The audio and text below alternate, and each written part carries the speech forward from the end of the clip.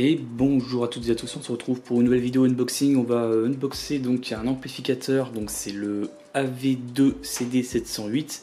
C'est la marque Ona qui fait ça. Moi je l'ai choisi en noir, mais il existe aussi en gris argenté. Donc deux coloris différents pour cet ampli. Et donc il est trouvable pour environ 115 € un petit peu partout sur Amazon.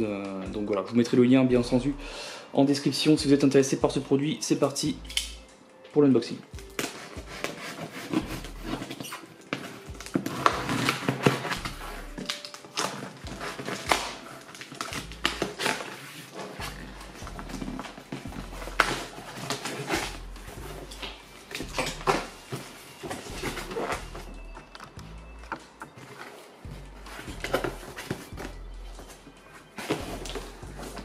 Alors, là, une deuxième boîte.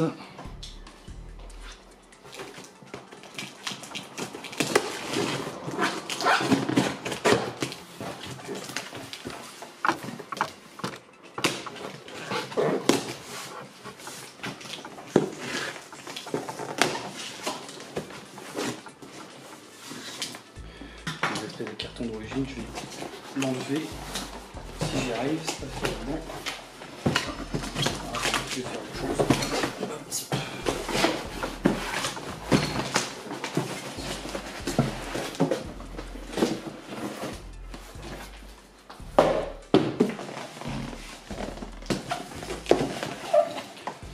Voilà, on va y arriver.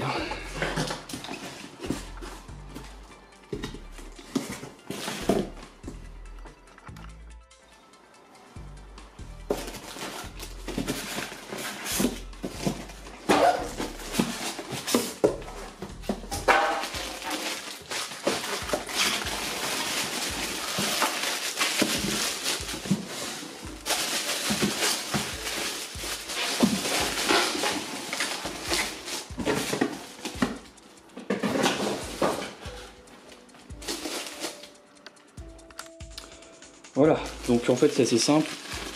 Il y a une petite pochette avec la documentation ici, avec le guide d'utilisation, voilà, date et commande, je vais dans le bon sens. Okay.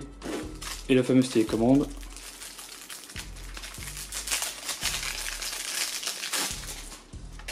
Je sais pas s'il y a les piles dedans.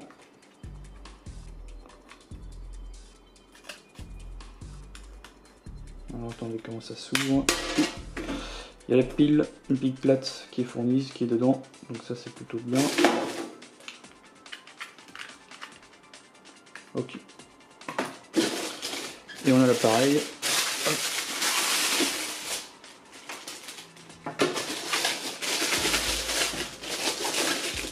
Un trou dedans.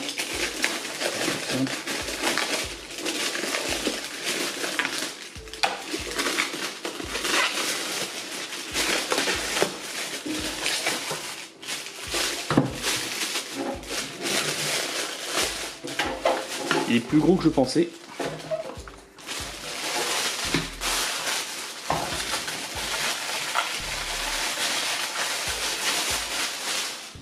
Et voilà.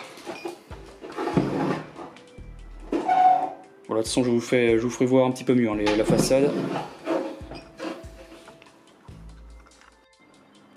On commence donc avec l'arrière de l'appareil. On a bien sûr le câble d'alimentation qui est soudé, un petit commutateur on-off pour l'alimentation, ground of phono, je sais pas ce que c'est un truc qui se dévisse apparemment.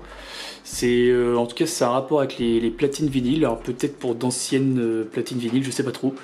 Bref, là ici on a toutes les entrées RCA, donc toutes pour chaque type d'utilisation. Phono c'est pour les platines vinyles, ici lecteur CD, lecteur DVD, auxiliaire c'est pour mettre un peu tout ce qu'on veut d'autre qui n'est pas donc affiché ici, et teneur c'est pour la radio. On a à côté les sorties, enfin une sortie RCA, et on a après donc d'autres prises, je sais pas ce que c'est peut-être pour des prises bananes là, des câbles un peu spéciaux, bref je sais pas trop. Donc c'est parti, maintenant on passe sur le devant et on va voir comment ça fonctionne. Hop, je mets l'alimentation. On va commencer en bas à gauche où on a le bouton Standby. Hop, si j'appuie ici, bien sûr, il s'active, hein, forcément.